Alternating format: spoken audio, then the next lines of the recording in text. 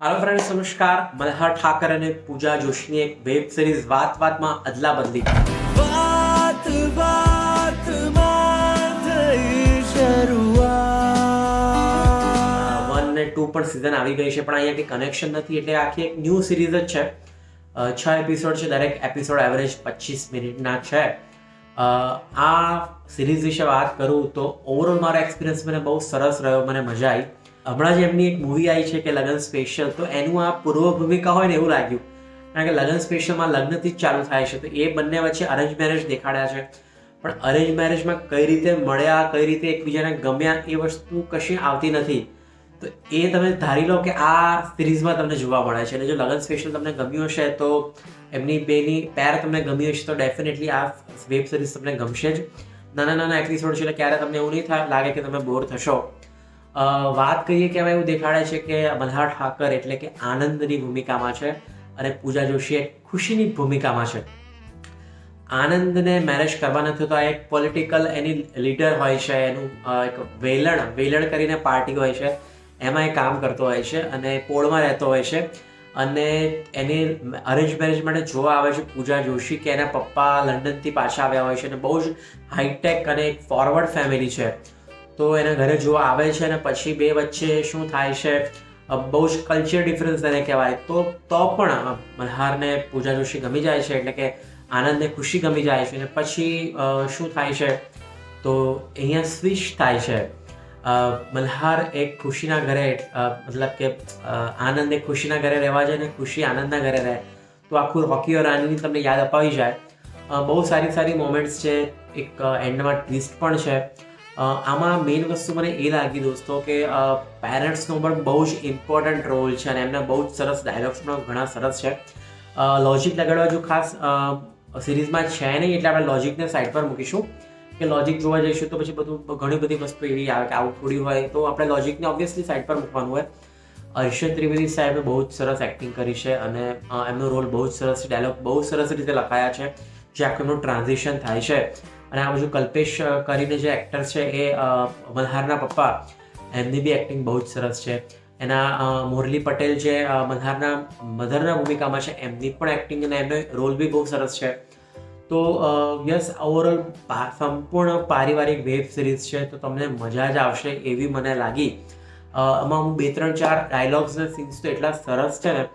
એક હું કહીશ કે મલ્હાર એના સસરા સાથે ડ્રિંક કરતો હોય છે, મલ્હાર તો નથી કરતો, પણ એ પછીનું એક કન્વર્ઝેશન છે એ પણ બહુ સરસ છે. બેસ્ટ આ મૂવીનો મને એક નાનો સીન લાગ્યો હોય તો મલ્હારના મમ્મી પપ્પાનું એક કન્વર્ઝેશન છે માવો છોડવા માટેનું, એ પણ બહુ સરસ છે. અને એકવાર મલ્હાર એના મિત્ર વિકાસ સાથે, એક ઉજ્જવલ દવે સાથે એક કન્વર્ઝેશન એન્ડમાં કરે છે, તો એ બી બહુ હાર્ટ ટચિંગ છે. અને એક પૂજા જોશીનો પણ એક ડાયલોગ આવે છે, એ પણ બહુ સરસ છે. તો ઓવરઓલ ઘણા બધા, અને પ્લસ એડ ઓન મલ્હાર એની બેન સાથે જ્યારે વાત કરતો હોય છે 6થા એપિસોડમાં, આઈ થિંક, એ પણ એક ડાયલોગ છે ને બહુ જ સરસ છે. એટલે અમુક 4-5 ડાયલોગ એટલા સરસ લખાયા છે ને કે આમ તમારે લાઈફ ટાઈમ યાદ રહી જાય એવું મને લાગ્યું. માવાવાળો તો એક જે કોઈક સીન હતો ને, તો એ તો મને લાઈફ ટાઈમ યાદ રહેશે, એટલો સરસ તમારા દિલને ટચ થઈ જાય એવો સીન હતો. યસ, આમાં હ્યુમર છે ને બધી જાતનું તમને એન્ટરટેનમેન્ટ મળી રહેશે. સંપૂર્ણ પારિવારિક છે. ફરી કહું, નેગેટિવ તો ના કહેવાય, પણ એક માઇનસ પોઈન્ટ મને લાગ્યા કે શરૂઆતમાં જે મલ્હારને લગ્ન નથી કરવા હોતા, એટલે કે આનંદને લગ્ન નથી કરવા હોતા, અને તો આપણે ખુશીને જોવે છે અરેન્જ મેરેજમાં, તો એને પ્રેમ થઈ જાય છે, લવ એટ ફર્સ્ટ સાઇટ જેવું જ છે. તો ઓકે, એને થઈ ગયો બરાબર છે, પણ એ કંઈ કરતો નથી. એને ઓલરેડી એના ફ્રેન્ડ્સ એને પ્રેન્ક કર્યું છે, દારૂ માટે એની ગર્લફ્રેન્ડ દેખાડે છે એ રીતે, તો છતાં પણ પૂજા જોશી જે ફિઝિયોથેરાપિસ્ટ હોય છે, તો અહીંયા કંઈ કરતો નથી. ખાલી વેલણની નામની રાજકીય પાર્ટીમાં એ કરતો હોય છે, પણ દેખાડ્યું નથી. તો એને શું કામ ગમાડ્યો પૂજા જોશી, એટલે કે ખુશીએ એવું આમાં શું જોયું?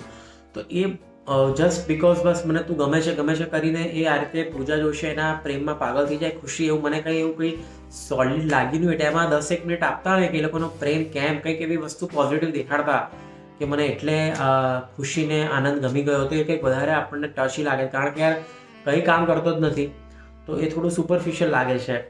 અને બીજી વસ્તુ કે જે એન્ડમાં એક ટ્વિસ્ટ લાવે છે, એટલો વિયર્ડ લાગે છે. ત્યારથી 5મા સિઝનથી મને 5મા એપિસોડ બહુ જ વિચિત્ર લાગ્યું કે આને કોઈ બાયપોલર ડિસઓર્ડર થઈ ગયો છે.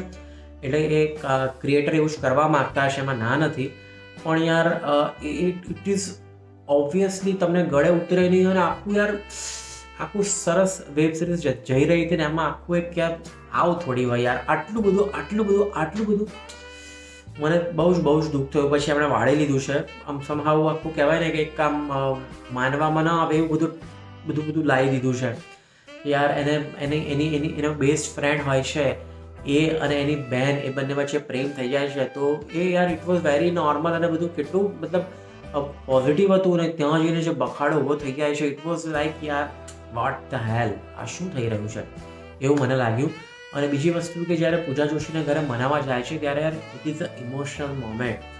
તો ત્યારે બહુ જ જોરદાર એક આખું એક યાર આમ હૃદય ગદગદી જાય એવો એ સીન હતો પણ એમાં બી બહુ ફ્લેટ મને લાગ્યું યાર. મલ્હાર તો રડ્યું મતલબ આંસુ આવી જાય ને પગે પડી જવાનું હોય તો એમાં ઇમોશનલ કોઈ મોમેન્ટ મને છલકાઈ નહીં. જે ત્યાં બહુ બેસ્ટ હતું કે મલ્હાર જે આખું ટિપિકલ માટે જાણીતા છે એકદમ બિંદાસ અને કે એક એવો ટાઈપનો એક અલગ જ એમની જે કિરદાર હોય છે એના માટે જાણીતા છે. આમાં એમને ચાન્સ હતો કે એક જબરજસ્ત ઇમોશનલ સીન થઈ જાય ને કે આપણને અંદરથી કે યાર હવે તો માની જાય પૂજા જોશીને એવું કંઈક કરવું જોઈતું હતું પણ ન થયું અને સડનલી એને મનાવી દીધી. એ આખું જે એન્ડમાં બસ પોઝિટિવ લાવી દીધું તો એમાં મને એટલું જામ્યું નહીં. પછી બીજું એના ફ્રેન્ડ સાથેની બી એક મોમેન્ટ છે જે સોરી કહે છે તો ત્યાં પણ કંઈક ઇમોશનલ વધારે કન્ટેન્ટ હોવું જોઈતું હતું યાર કે યાર એ બી થોડું આમ કહેવાય ને શુષ્ક ગયું. તો યસ આને નેગેટિવ પોઈન્ટ નથી. ઓવરઓલ વેબ સિરીઝમાં મજા જ આવશે એટલે તમે લોજિક નહીં લગાડો તો એકદમ મજા આવી જાય એવી છે. શેમારૂમી એપ પર છે હું તો ડેફિનેટલી કહીશ કે આ વેબ સિરીઝ માટે તમે શેમારૂમીનું સબસ્ક્રિપ્શન લઈ શકો એટલી સારી છે. Thank you so much. અગર તમે જોયું હોય તો મને